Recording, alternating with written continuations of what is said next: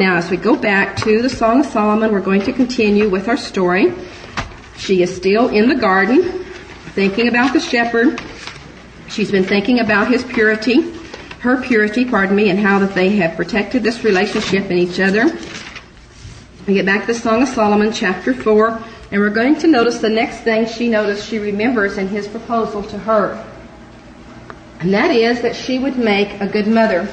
The Song of Solomon, chapter 4, verses 13 through 14, it says, "Your shoots are an orchard of pomegranates, with choice fruits, henna and nard plants, nard and saffron, calamus and cinnamon, with all the trees of frankincense, myrrh and aloes, along with all the finest spices." Now, I'm sure you're wondering, how in the world did that lady get children out of all of those plants and spices and herbs that are listed there? Well, let's turn over in our Bibles to Psalms 128, verse 3, and we'll see how I got children out of these verses. In Psalm 128, verse 3,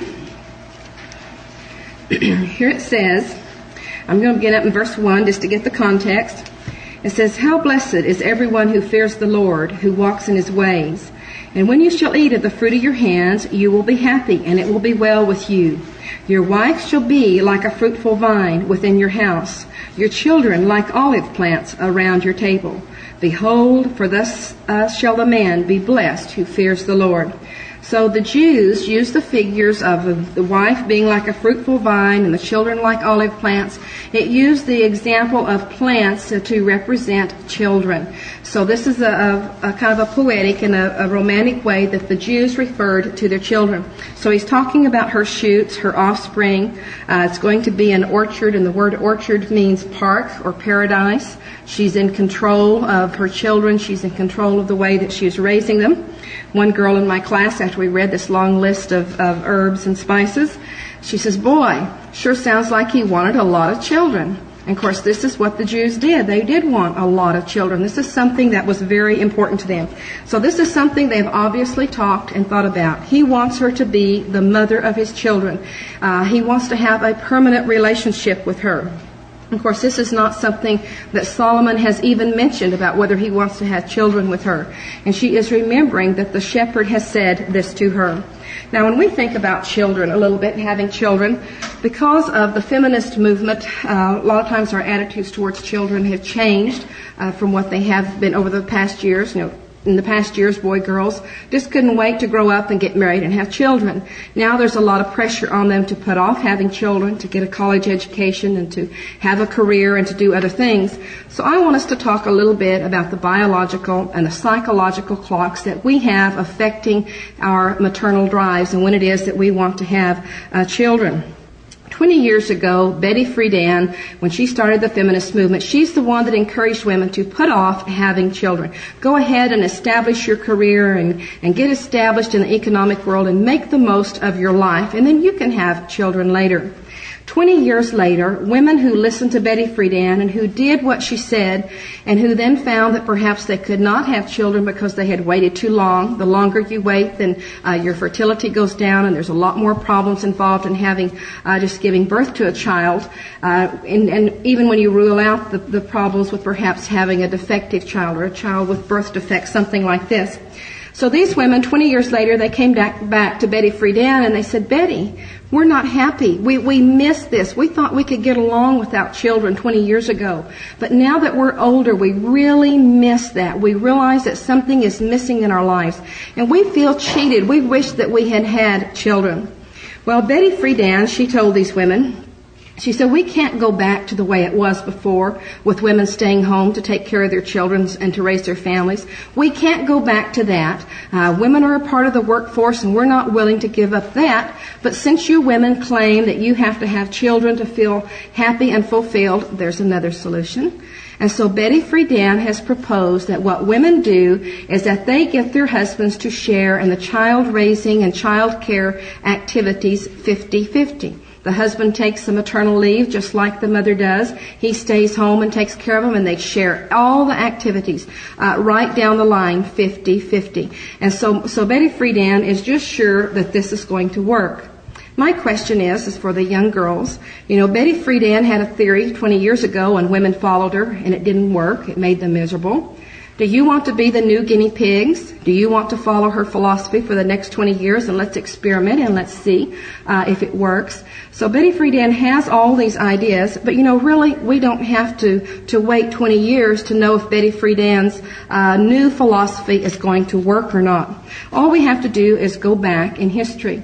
The book I brought last week by George Gilder, Men and Marriage, he talks about history, how that we can go back in society and we can find nations and we can find native tribes where the men and women switched roles, where the men stayed home to take care of the children and the women went out to hunt and fish and to protect the tribes, and they switched roles, and they were apparently very happy and content to did this because they wanted to, not because anyone made them. And do you know what has happened to every one of those tribes? They are every one extinct. This is not the first time that somebody in history has come along with the idea for men and women to switch roles. It has been tried before, and it has failed. So we need to realize that even though Betty Friedan thinks that this is a good idea, then there's really no guarantee and a lot of evidence that it probably will not work. Now, not only do we have a biological clock ticking away, determining when and how we're going to bear our children, but as I have gotten older, I have discovered we also have another clock ticking, and that is a psychological clock. Now, in my personal family, when Amanda came along, Sam and I had been married 10 years. And we didn't plan it that way. That's just the way things worked out.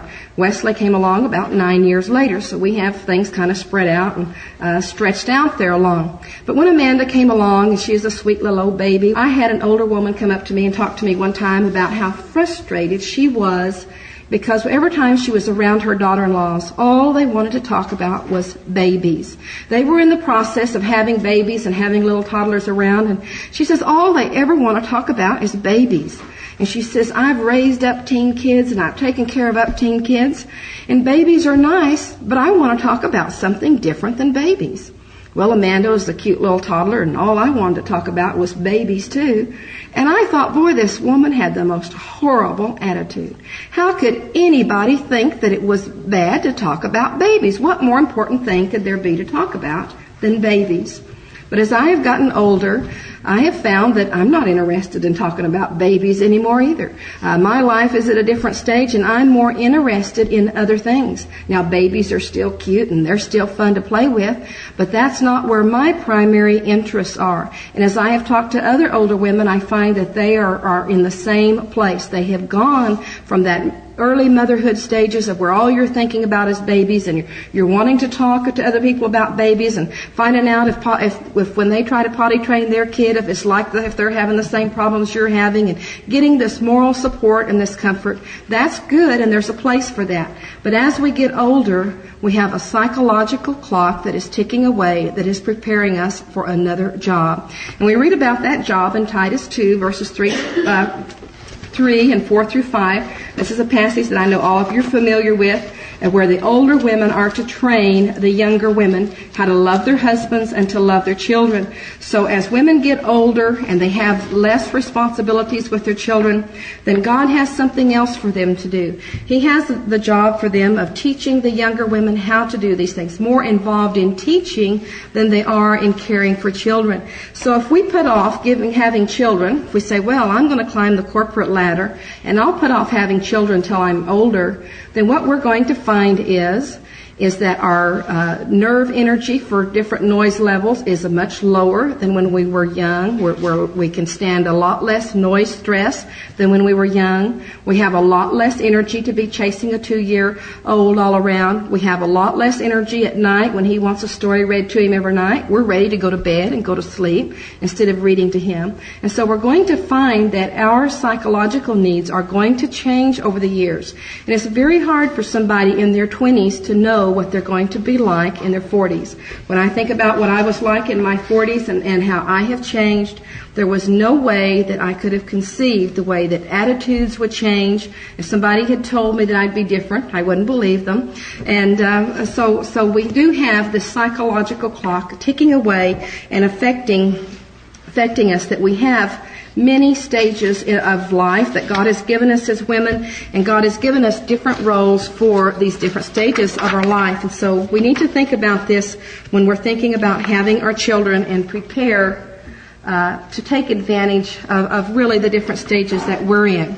Okay, as we continue looking at the shepherd's proposal to her, and she's thinking about him, he values her purity. He wants her to be the mother of his children. And then he says she is the source of his life in verse 15. In chapter 4, verse 15, he says, you are a garden spring, a well of fresh water, and streams flowing from Lebanon. And of course, water is always a source of life. And so she is something that is very important to him. She's his purpose and his source of life, and gives meaning to him in his life. I have up here an article about the French philosopher Voltaire, who lived in the 1700s. And Voltaire spent a lot of time in prison because he was always writing and opposing the aristocrats. And so they were continually putting him in prison as one of their enemies. And while he was in prison, he was observing and learning from human nature. And Voltaire observed that there were very few married men in prison. So back even in the 1700s, most of the men in prison were single men. And this is something that we pointed out last week, that most violent crimes and most crimes are committed by single men. So this is something that was true even then. And so he thought that the way to have prison reform was just to encourage men to get married and to be responsible and to have a family to take care of even back then. It was their source of life and gave meaning to their life. He also noticed that if you wanted to have a great army, the way to have a great army was to have all of your soldiers to be married, because married soldiers it was very rare for a married soldier to be a deserter. He said married soldiers were fighting for their wives and their children, and they had an investment in what happened in that war. But it was the single men who were most likely to desert and to cause problems. So even 1700 years ago, but in the 1700s, then we find that women were the source of life for men, that men did need their wives. And so she was his source of life. You're like springs flowing from Lebanon, and you're a life-giving substance to me. Then in verse 16, the Shulammite is going to make a pledge to herself. And this is her promise to herself in verse 16. And she says, awake, O north wind, and come, wind of the south. Make my garden breathe out fragrance. Let its spices be wafted abroad. May my beloved come into his garden and eat its choice fruits. So when she says, awake, O north wind, and come, wind of the south, she is asking these winds to come and to carry her reputation out, to make it be known exactly what kind of a person I am. She is the Rose of Sharon. Yes, she's pure. Yes, she'll make a good mother. Yes, she'll be some man's source of life. She has all of these healthy self-images. You know, a lot of times if we live here in the Northwest, we don't have much wind. We don't know very much about how the wind works. When we lived in Santa Maria, for 50 weeks of the year, we had a breeze come in off of the ocean, and it was cool. Very mild temperature all year round, and you just soon get real spoiled to this ideal temperature all the time. But in the summertime, for 2 weeks, every year, the wind would change, and it would come in off the desert, and you would just burn up for 2 weeks, and it would make a very strong impression on you how whatever direction the wind was coming from determined how you felt and determined how comfortable you were. So the wind is important. It either carries the cool sea breeze along, or it carries the hot air from the desert to where we are. So she's just saying, awake, O north wind, and come, wind of the south, and just waft out my spices abroad. Just let everybody know what kind of a person I am.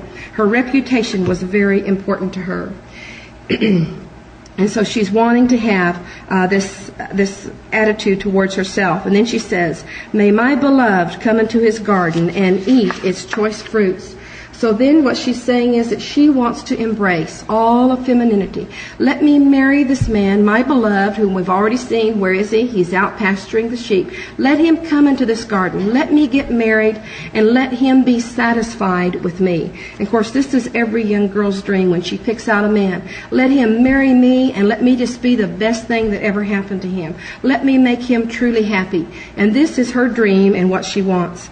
Then in chapter 5, verse 1, we have in her mind, she is visualizing marital success. In chapter 5, verse 1, that she is going to be able to succeed with the shepherd.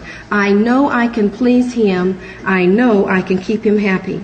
And here it is, she visualizes him saying, I have come into my garden, my sister, my bride. Again, realizing this permanent relationship with her. I have gathered my myrrh along with my balsam. So he says, I've come into your garden, and I've eaten, and I've gathered my myrrh and my balsam, and I am a happy bridegroom. I'm happy with you. He says, I have eaten my honeycomb and my honey. If you've ever been around anybody that raised bees, you know the significance of honeycomb. You can take honey out of a beehive, and you can have one jar that's just strictly honey and no honeycomb, and you can have another jar that has honeycomb in it along with the honey. And the honey with the honeycomb will not turn to sugar anywhere near as quickly as the honey without the honeycomb. So what the honeycomb is a preservative. It is a natural preservative that keeps the honey from turning to sugar. So when he's saying, I have eaten my honeycomb and my honey, he's got a good, honest relationship with him. She's not just telling him sweet things to manipulate him and to trick him and to get whatever she wants from him like some girls would. And then he says, I have drunk my wine and my milk. So I've come into your garden. I've had your honeycomb and your honey.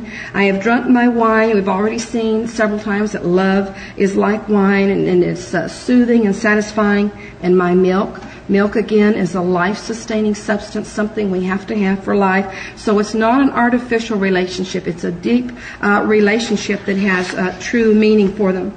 And then the last part of this verse is kind of an insert, and this is God speaking here, I believe, and where he says, and just thrown in here, it's not the Shulammite, and it's not the shepherd speaking. And it says, eat, friends, drink and imbibe deeply, O lovers. Here it is that God is putting his stamp of approval upon the union of the Shulammite and the shepherd. He's saying, get married, eat of married love, drink, and imbibe deeply. Imbibe, this means get drunk. Get married and get drunk on love. This is the relationship that God has placed his stamp of approval on, because it is built upon an emotional bond, a desire to get married, to respect the purity, to have children together, to be companions, to view her as a source of life. She's not just a beautiful body to the shepherd.